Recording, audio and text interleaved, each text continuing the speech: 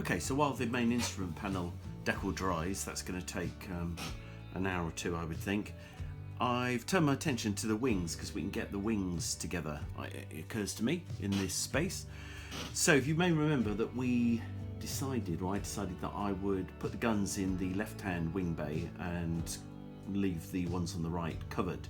So we've got to open up the gun bay. So you get clear instructions here to remove this kind of T-V-shaped piece of plastic here that's got in effect 3 doors, access door panels on it. And the thing I've noticed actually from having done that is that the plastic itself is quite thick, and that creates a couple of problems. One is that these panels now are going to be way too thick. So my intention probably will be to see if I can try and sand that thin enough to make it more realistic, so it could just sit perhaps on the wing, but as it is, it just looks way overscale and too thick. Another option could be you just don't cut it out at all and you leave the guns covered, which is a much quicker, simpler and easier solution, but you lose some of the detail.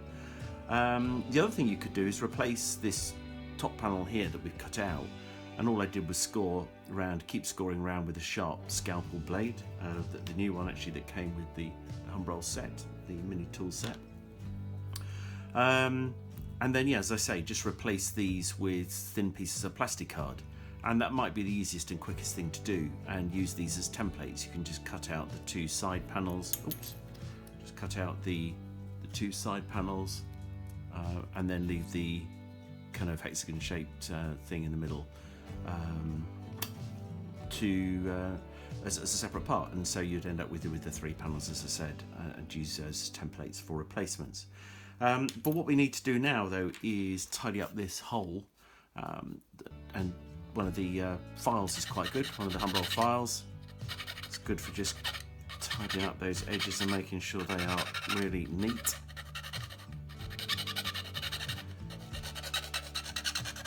And once they are done, we do have another little issue to resolve.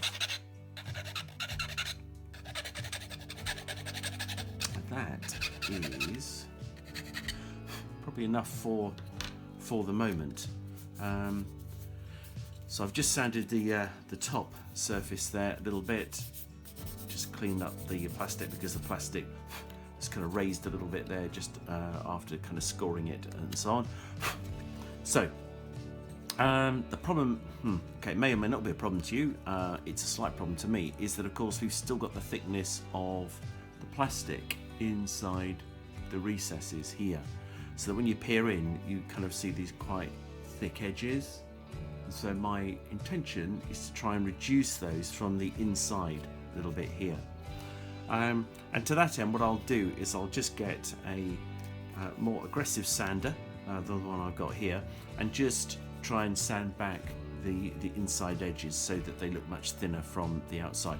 All we need to do is just sand it at a slight angle so that we just take out the thickness of the look of that edge around the inside. So we'll just do that. I'll find an appropriate sander and get on with that.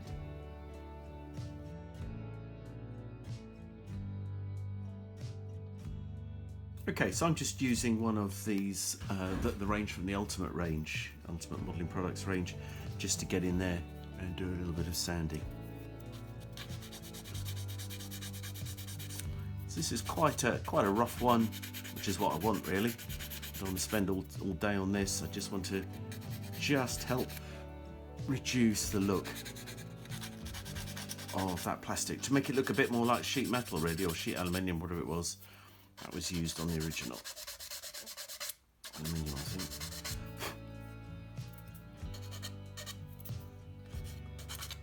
Okay, so just sanding at a bit of an angle here.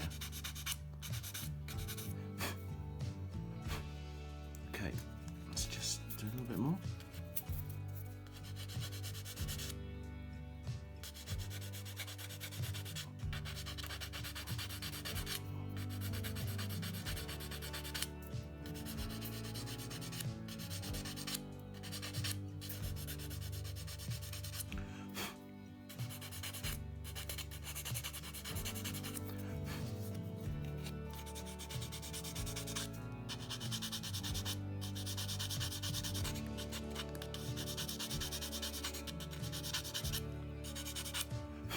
Okay, so hopefully you get the idea.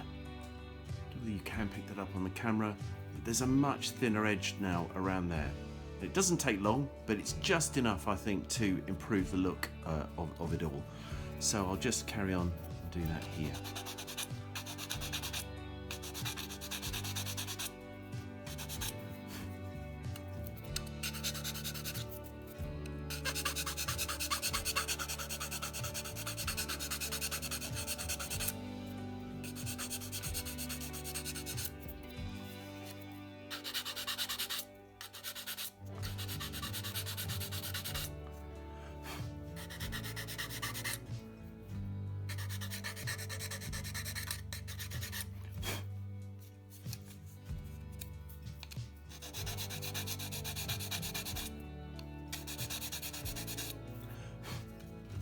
Okay, not honestly a lot more to it than that.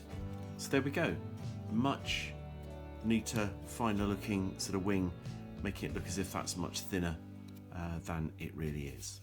So that's tidied that up, and then let's go back and have a look at that main instrument panel and see if we can't now make more progress there.